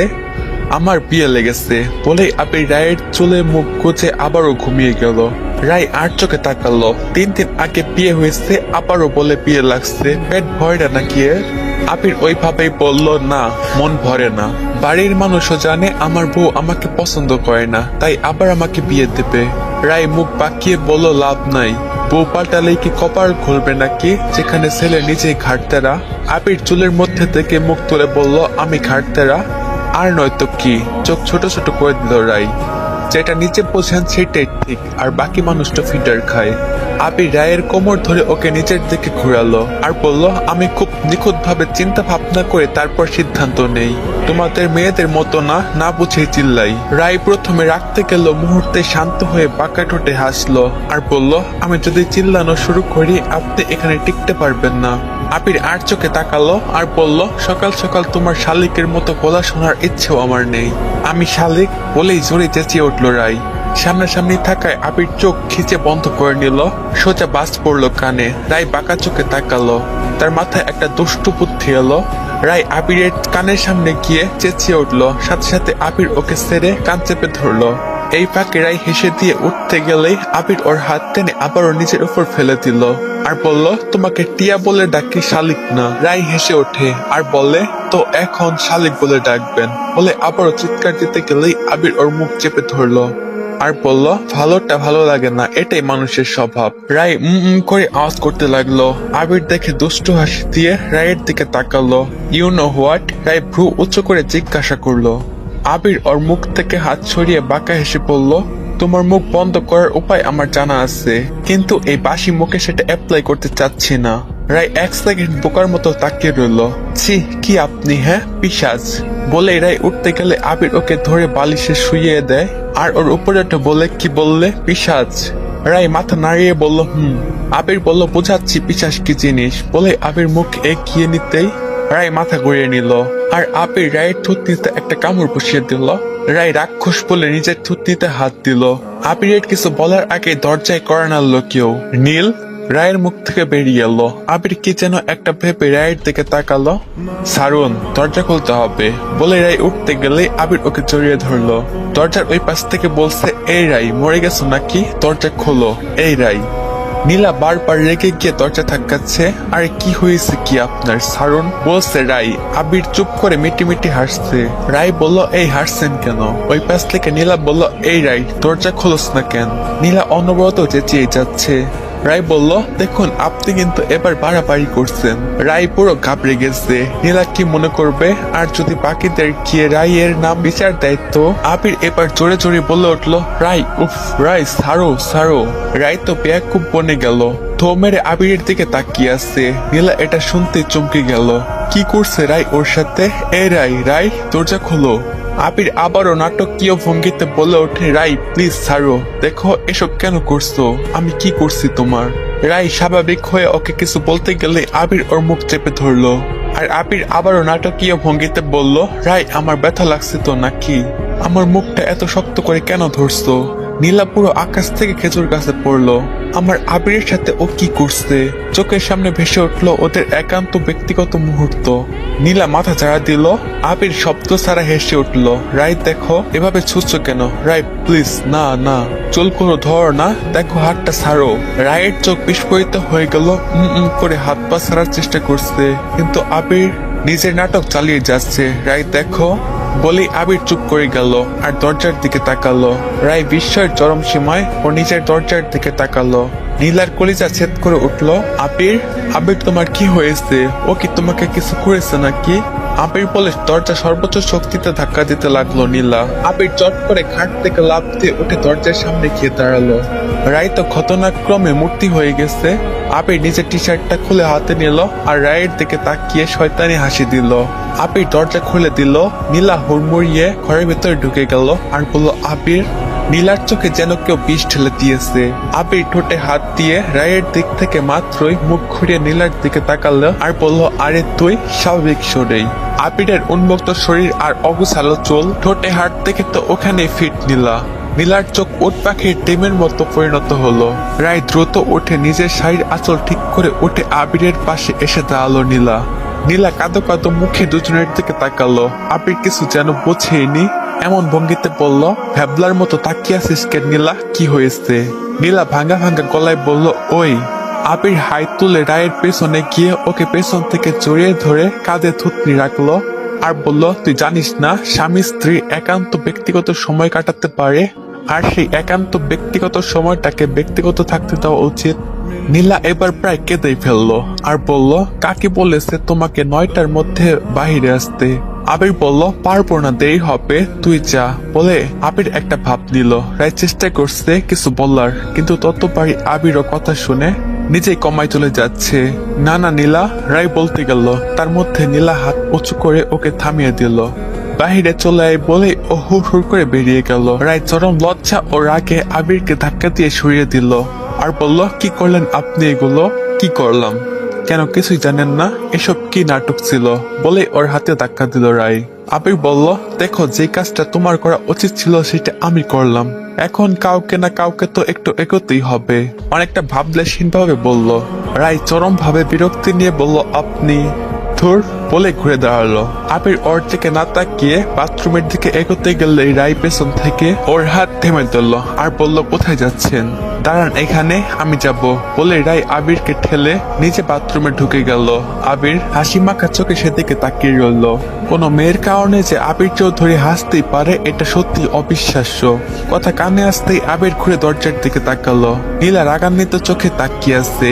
আবির প্রশ্ন চোখে তাকালো। নীলা বলল, তুমি আবির চৌধুরী? জীবনে কখনো মেয়েদের পাত্তাই দিতে দেখলাম না। তোমার মতে মেয়েরাই এতই স্বার্থপর আর টাকার লোভী যে আমাকে আজ পর্যন্ত কখনো তোমার কাছে আসতে দাওনি। তো আসসালামু আলাইকুম গাইস, এই পর্যন্তই। এই পার্টটা তোমাদের কাছে কেমন লাগছে অবশ্যই কমেন্ট বক্সে জানাবা। যদি ভালো লাগে ওইটাও জানাবা, আর যদি খারাপ লাগে ওইটাও জানাবা। আর নেক্সট পার্ট চাইলে অবশ্যই নেক্সট পার্ট চাই কমেন্ট করবা। তোমাদের ওই নেক্সট পার্ট চাওয়ার কমেন্টই আমাকে নেক্সট পার্ট তাড়াতাড়ি আনার জন্য উৎসাহ জায়গায়। তো ভালো থাকো সবাই, আল্লাহ হাফেজ। দেখা হবে তোমাদের সাথে পরবর্তী পার্টে। কোনো মেয়ের কারণে যে আবির চৌধুরী হাসতে পারে, সত্যি অবিশ্বাস্য। কথাটা কানে আসতেই আবির ঘুরে দরজার দিকে তাকালো। তুমি আবির চৌধুরী? জীবনে কখনো মেয়েদের পাত্তা দিতে দেখলাম না। তোমার মতে মেয়েরা শুধু স্বার্থপর আর টাকার লোভী হয়, আমাকে আজ পর্যন্ত কাছে আসতে দাওনি। আবির ওর কথায় কোনো বিশেষ প্রতিক্রিয়া দেখালো না। টি শার্টটা হাতে নিতে নিতে বলল, সোজা কথা বলো। নীলা ধেয়ে এসে আবিরের হাত ধরলো আর বলল, রায় কি করছিল তোমার সাথে? হ্যাঁ, ও কেন তোমার কাছে এলো? মুহূর্তে আবিরের মুখভঙ্গি বদলে গেল। নীলার হাতটা ঝাটকায় ওর মুখ চেপে ধরে দেওয়ালের সাথে ধাক্কা দিল আবির। নীলা ব্যথায় গঙ্গিয়ে উঠল। আবির বলল, রায় নিজের স্বামীর সাথে কি করছিল সেটা জেনে তোর কি কাজ? স্ত্রী নিজের স্বামীর সাথে থাকবে না তো কি বাহিরের তোর মতো নষ্টরা থাকবে? নীলা খুব কষ্টে বলল, আবির কি বলছো এসব? আবির বলল, রায় তোর ভাবি, সম্পর্ক, বয়স, মানসিকতা সব দিক থেকেই তোর বড়। ওকে নাম ধরে ডাকার সাহসটুকু যেন আর দ্বিতীয়বার না হয়। বলে সর্বশক্তি দিয়ে নীলাকে ধাক্কা দিয়ে দূরে সরিয়ে দিল আবির। নীলা এক পলক ক্রোধান্বিত নজরে তাকিয়ে কাঁদতে কাঁদতে চলে গেল। বাহিরে নিশানের সাথে ধাক্কা লেগেও নীলা সোজা হেঁটে নিজের ঘরের দিকে চলে গেল। নিশান অবাক হয়ে তাকিয়ে রইল নীলার চলে যাওয়ার দিকে। রায় আর আবির তৈরি হয়ে দুজনে বাহিরের ড্রয়িং রুমে এসে দাঁড়ালো। আজও আবিরের ব্যবহারের ক্ষেত্রে কোনো পার্থক্য এলো না। রায়ের হাত ধরে নিচে নিয়ে এসেছে। রায় একটা সোনালী পাড়ের লাল শাড়ি পরেছে আর আবির ঘিরে রঙের পাঞ্জাবি। সবাই যে যার মতো কাজ করছে। একটু পরে আবিরদের অন্য আত্মীয়রা আসবে বাড়ির বড় বউকে দেখতে। ওদের দুজনকে একসাথে দেখে নীলার গা জ্বলে যাচ্ছে। নীলার মা আবারও বলল, নাও, কিছু বললে লোক বলবে বেশি কথা বললি, কিন্তু মানুষ নিজের কাজটাও চেয়ে দেখে না। আবির রায়কে নিয়ে সোফায় বসিয়ে নিজের চাচির দিকে ঘুরলো। কতটা কোনোভাবে কি তুমি আমাকে বললে? উনি মুখ বিকৃত করলেন। আবিরের মা বলে উঠলেন, না বাবা, তোমাকে কি বলা যায় নাকি? তুমি তো সব অসাধ্য সাধন করে বসে আসছো। বলতে বলতে টেবিলের উপরে পায়েসের বাটি রাখলেন। ওর চাচি তাল মিলিয়ে বললেন, অসম্ভবকে সম্ভব করেছে। আবির বাঁকা ঠোঁটে এক ভ্রু উঁচু করে বলল, এখন বড় আব্বু তো এত সুন্দর করে হাত ধরে, এখন যদি বলি তোমার সাথে ওইসব অসাধ্য সাধন করেন, তো সেই ঘাটতিটা তো কাউকে না কাউকে পূরণ করতেই হবে। তাই ভাবলাম নিজেই যোগদান করি। কি বলো? আবিরের কথা শুনে ওর মা আর ওর বড় মায়ের চোখ টঙ্কে উঠে গেল। আবির চৌধুরী গম্ভীর হয়ে বলে উঠল তার বড় মাকে, তোমাদের মহিলাদের সমস্যাটা একটাই, স্টার জলসা দেখে নাটকের শাশুড়ির মতো হয়ে উঠতে চাও। এটা শুনে রায় অজান্তে হেসে ওঠে, কিন্তু সে হাসিতে আওয়াজের অভাবে কেউই শুনতে পেল না। নীলা অবাক হয়ে শুধু আবিরকে দেখে যাচ্ছে। আবির বলল, কিন্তু এই চক্করে যে নিজেদের পরিচয়টাই ভুলে যাও, সেটা কি ঠিক বড় মা? আবিরের মা বলে উঠলো, তুই কিন্তু একটু বেশি বাড়াবাড়ি করছিস আবির, তোর মাথা ঠিক আছে তো আবির? আবির বলল, আছে, মাথা, মন, মস্তিষ্ক সবই ঠিক আছে। বলে আবির পা উঠিয়ে এগোতেই যাচ্ছিল। রায় উঠে দাঁড়িয়ে আবিরের হাত ধরে ফেললো আর বলল, শুধু শুধু কেন তিলকে তাল করছেন? আবির ভাবলে সিনভঙ্গিতে বলল ইচ্ছে নেই, তবে কিছু কথার জবাব দেওয়া ফরজ। ততক্ষণে নিশান হাতে ঘড়ি পড়তে পড়তে বের হয়েছে মাত্র। রায়কে আবিরের হাত ধরতে দেখে নিশান 1 সেকেন্ডের জন্য তাকিয়ে রইল।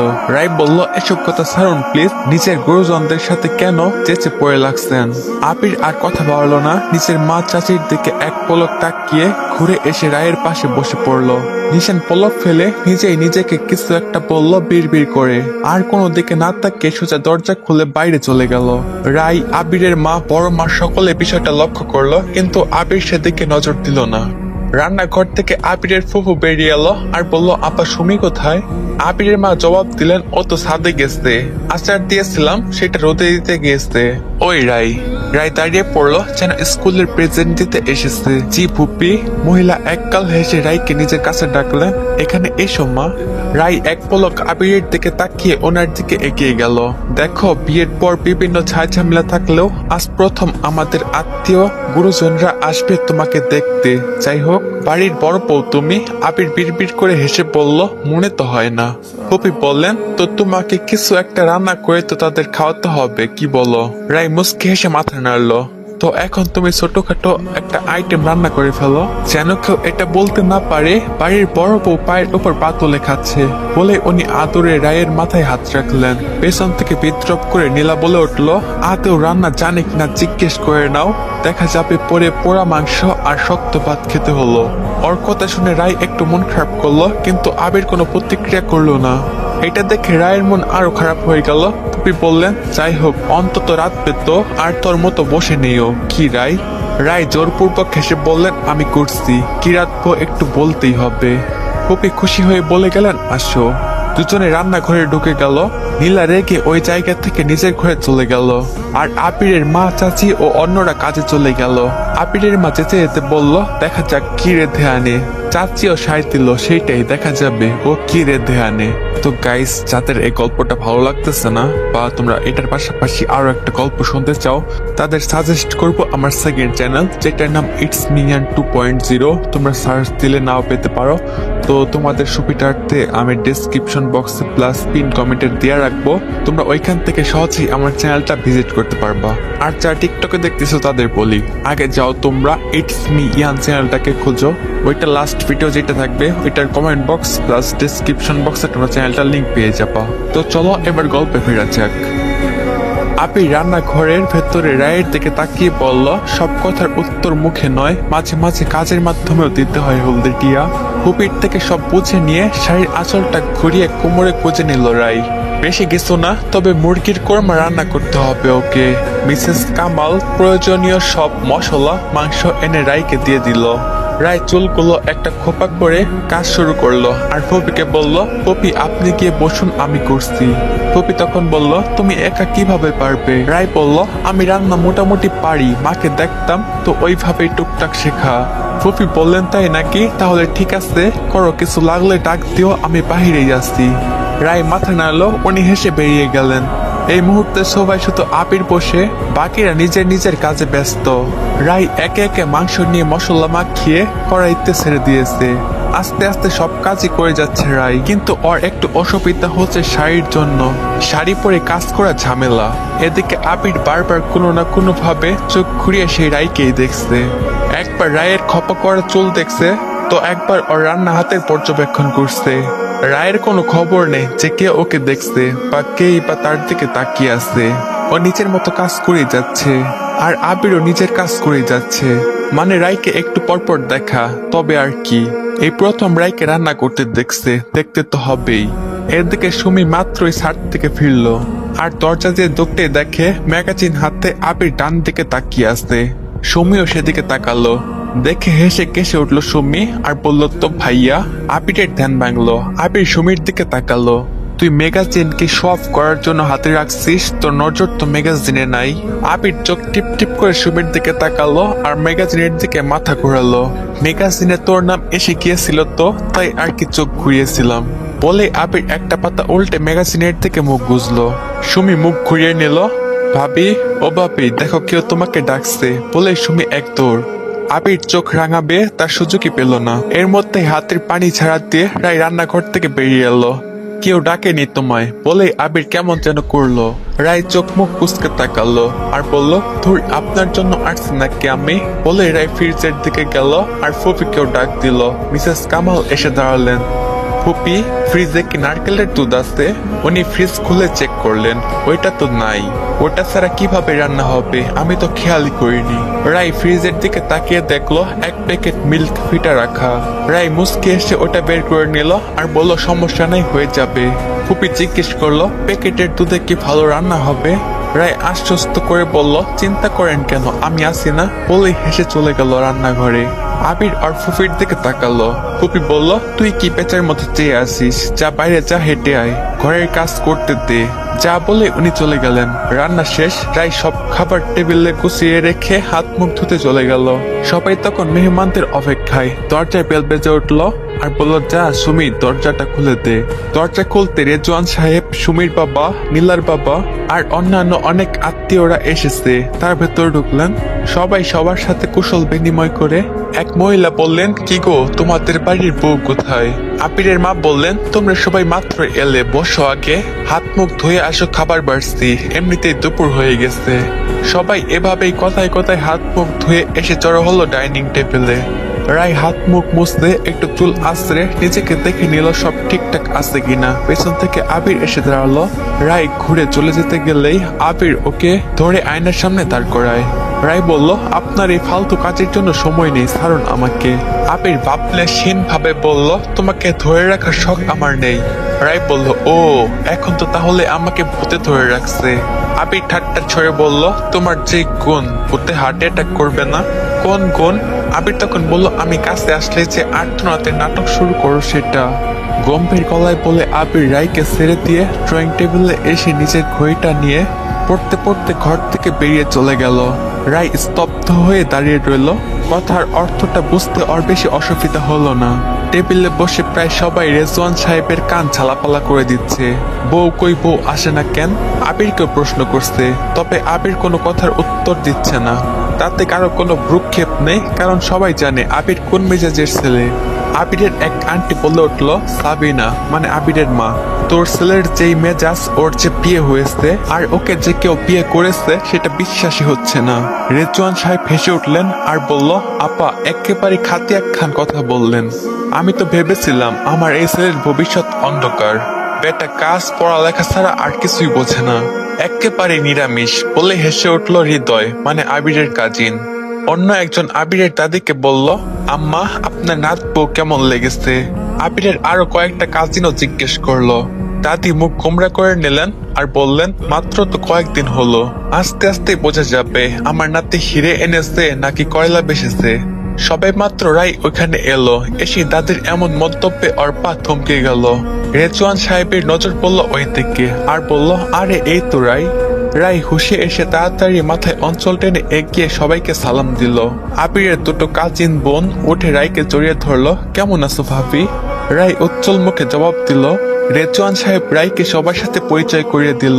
তার মধ্যে হৃদয় কিছুক্ষণ রায়ের দিকে তাকিয়েছিল, যেটা আবিরের চোখ এড়ায়নি। হৃদয় বলল, আন্টি নিশান কোথায়? সাবিনা জবাব দিলেন, ও তো ওর ঘরে একটু আগেই ফিরেছে। রায় একে একে সবাইকে খাবার বেড়ে দিলেন। এনাদের মধ্যে যারা রায়কে পছন্দ করে না, যেমন দাদি, সাবিনা, আবিরের বড় মা, এনারা রায়ের রান্না করা খাবার খেলেন না। ওইদিকে সবাই রায়ের রান্নার ভালোই প্রশংসা করলো। আবির চুপ করিয়ে আছে। হৃদয় তো পারে না রায়কে গোল্ড মেডেল দিয়ে দিক, তবে এত বিশেষ কিছু ছিল না, শুধু কোরমাটাই তো ছিল।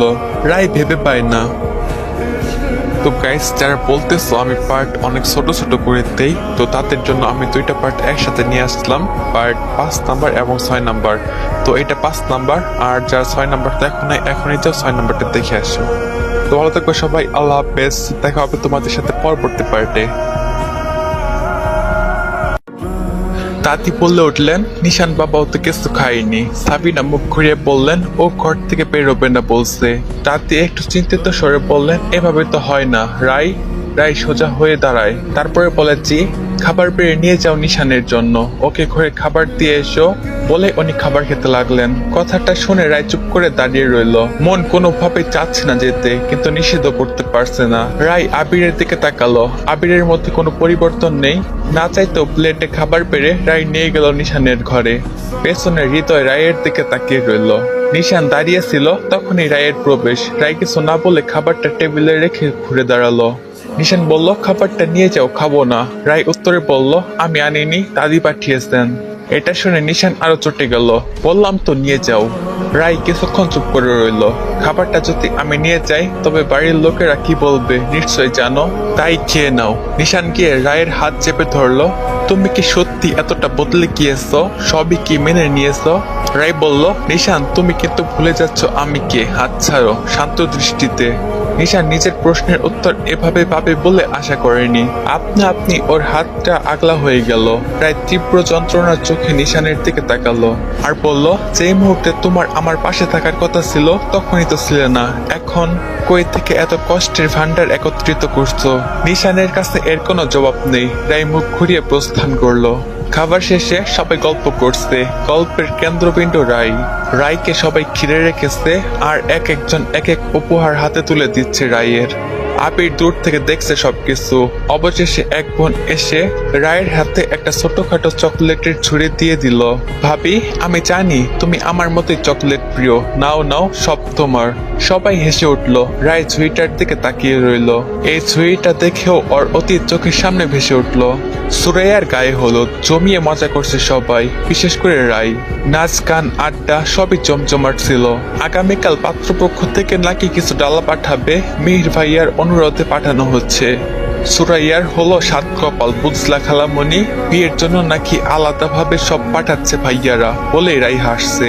সুরাইয়া ঘরে আস্তে আস্তে বলল, কেন তোর হিংসা হচ্ছে নাকি?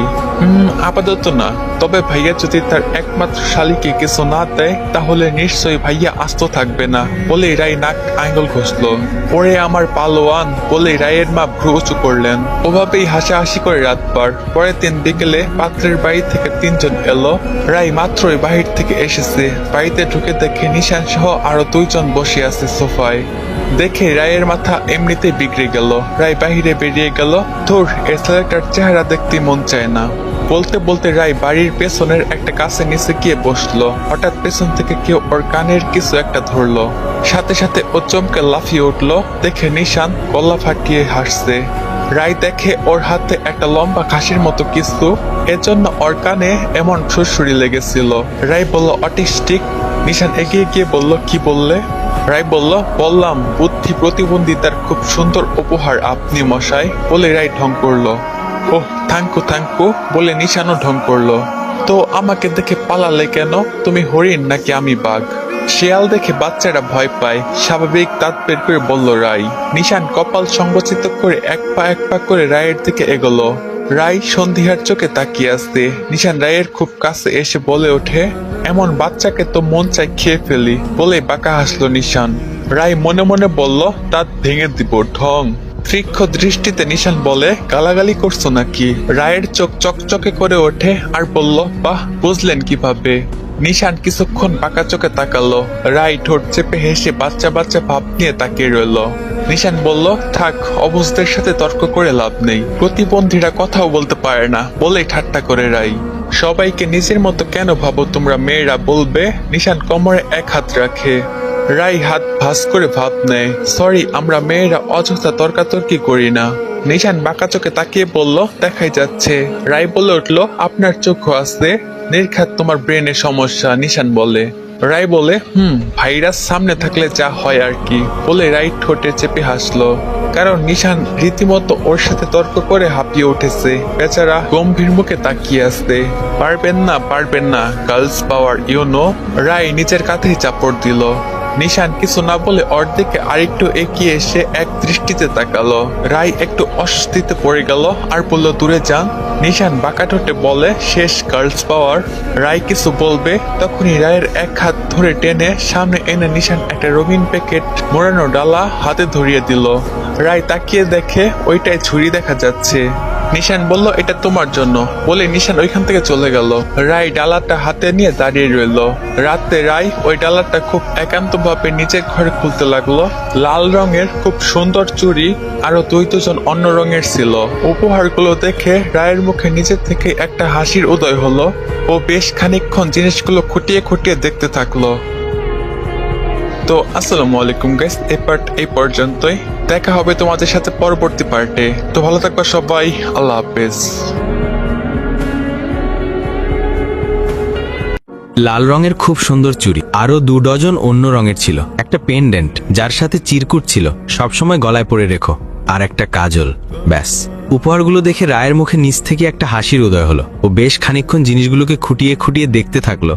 রায় প্রায় অনেকক্ষণ ধরেই ওই ছোট্ট একটা চিরকুট বারবার পড়ছিল, আর নিশানের বলা একটা কথাই ওর মাথায় বারবার ঘুরপাক খাচ্ছিল, এই সাজে সেজো।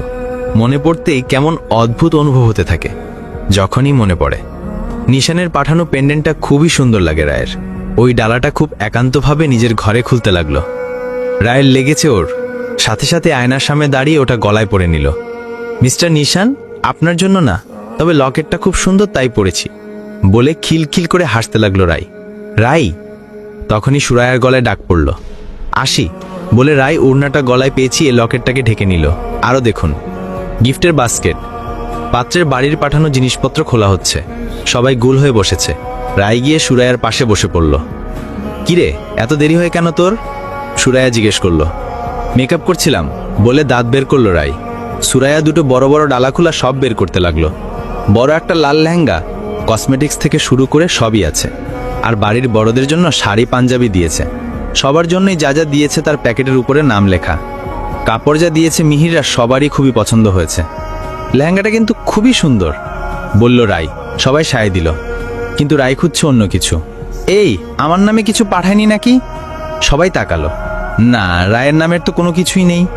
এটা দেখে রাই বাচ্চাদের মতো অভিমান করলো। এটা কোনো কথা? ভাইয়া আমার জন্য কিছু পাঠালো না? রায়ের মা বললেন, ঠিক করেছে, জামা কাপড় তো কমানো নেই।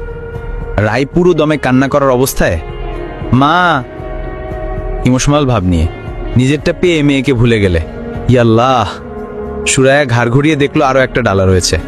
এই থাম তুই, দেখ এইটাই কি আছে, বলে ডালাটা সামনে নিয়ে খুলতে লাগলো। রায় হতাশ ভঙ্গিমায় বলল, থাক, তোদের জন্যই ভাইয়া ভাবে। আমি? আর কে? বলে সিনচেনের মতো মুখ ফুলিয়ে নিল। সুরায়া পাশ থেকে ওর মাথায় থাপ্পড় দিল। এই নে ড্রামেবাজ, তোর ডালা। কি? খুশিতে চেঁচিয়ে ওঠে রায়। দেখি, ডালাটা হাতে নিয়ে কাপড়টা বের করে। সবাই একসাথে বলে ওঠে, বাহ, সুন্দর তো। কিন্তু রায়ের চোখ মুখ কুচকে ওঠে। এগুলো কি? এগুলো আবার কেউ কাউকে দেয়? রাই তাকিয়ে দেখে একটা ধূসর রঙের সিম্পল লং ফ্রক, কিন্তু টপটাই খুব সুন্দর পাথরের কাজ করা, আর সাথে খুব সুন্দর একটা প্রিন্টেড ওড়না। মোট মিলে অসাধারণ বলা চলে, কারণ রং যাই হোক, ড্রেসটা চোখ লাগানো, এজন্য সবাই ওয়াও বলে ওঠে। কিন্তু রায় এটা বিশেষ পছন্দ হয়নি। তার কারণ এর রং। ড্রেস সুন্দর তাতে সন্দেহ নেই, কিন্তু এর রং, মানে বিয়ের দিন কি আমি এই সাদা কালো সাজে সাজবো নাকি? আশ্চর্য! বলে রায় ড্রেসটা রেখে দিল। রায়ের মা ওর খালার দিকে তাকালো। রায়ের খালা বলল, মা, রাগ করিস না, ড্রেসটা তো সুন্দরী, ওরা হয়তো রঙের বিষয়টা মাথায় নেয়নি। হ্যাঁ, আর তোর যদি ভালো না লাগে তাহলে পড়িস না, ড্রেস তো তুইও এনেছিস, বলল ওর মা। রাই মাথা নাড়ল। জিনিসগুলো হাত দিয়ে নেড়ে দেখতে লাগলো। একটা ফ্রক, সিলভার রঙের চুড়ি, খুবই সুন্দর, আর কিছুই না।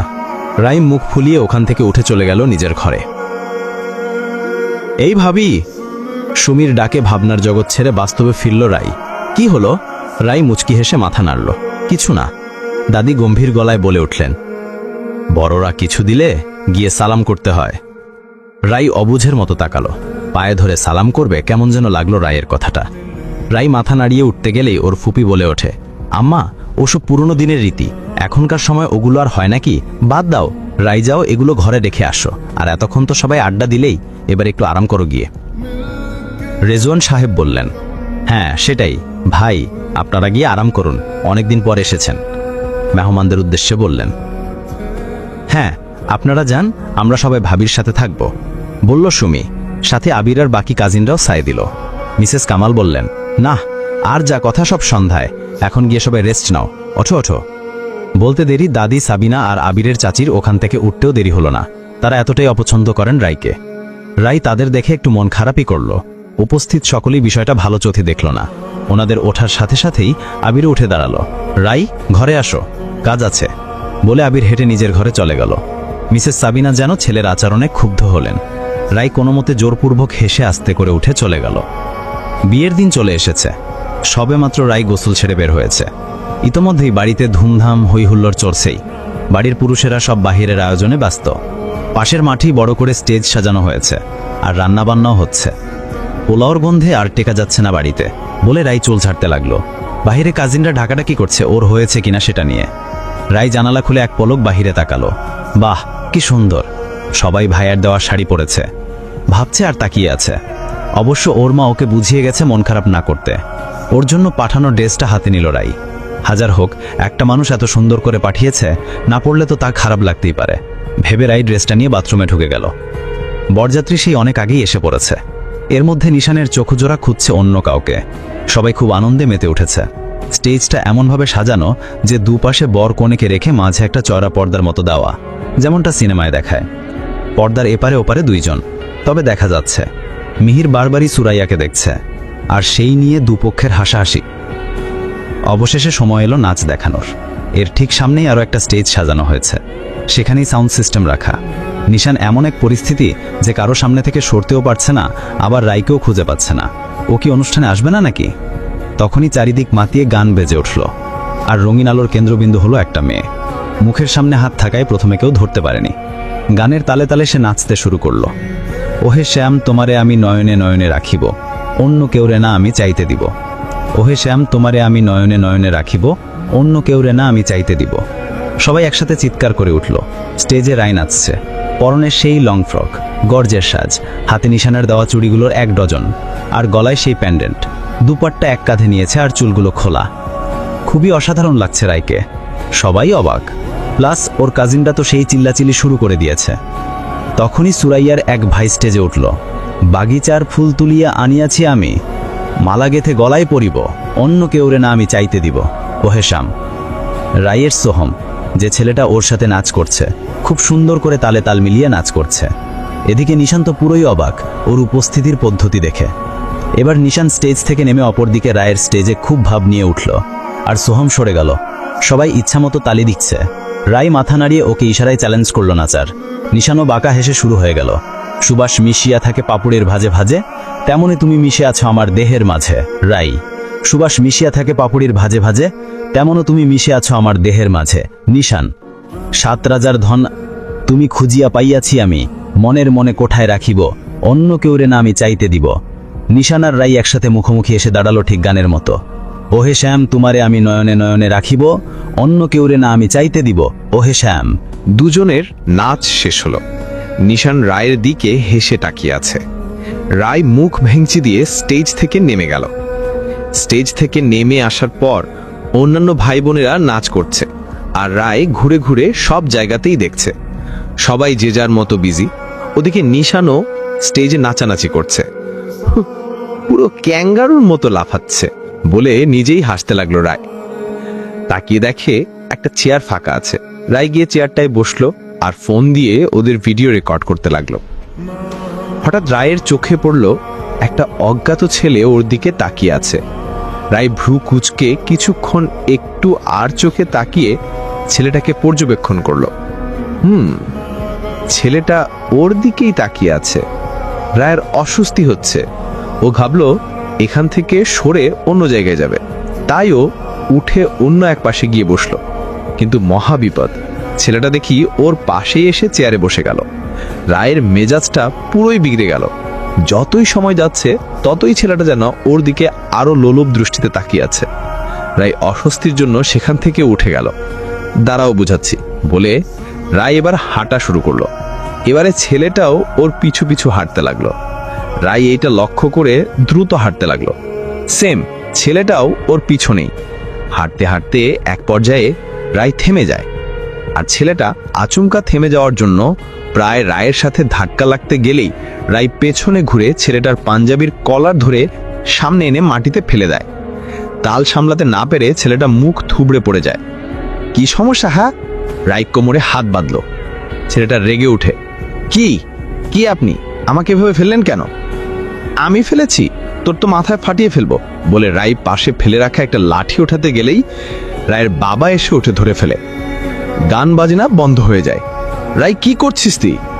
বাবা, এই ছেলেটা অনেকক্ষণ যাবত আমাকে ফলো করছে, দেখছি যেখানেই যাই সেখানেই আসে, বলে রাই ছেলেটার দিকে অগ্নিদৃষ্টে তাকায়। ততক্ষণে ছেলেটার মা বাবাও উপস্থিত। এই মেয়ে, তুমি আমার ছেলের গায়ে হাত দিচ্ছ কেন? বলে মহিলা কটমট করে তাকালো। ছেলে তো স্বয়ং কৃষ্ণচূড়া, টোকা দেওয়া যাবে না, বলে রাইও খেপে গেল। রাই, চুপ কর। কি চুপ করব? খালামণি, ছেলেটাকে তোমরা কিছু বলবে না? ওকে জিজ্ঞেস করুন না ও কি করছিল। রায়ের কথা শুনে ছেলেটার বাবা ছেলেটাকে ধরলো। ও কি ঠিক বলছে? বাবা, না, আমি। সজোরে একটা চড় পড়লো ছেলের মুখে। এই দিন দেখার জন্য তোকে বড় করেছি। লোকটি আবারও হাত তুলতে গেলে রেজওয়ান সাহেব এসে তাকে ধরে ফেলেন।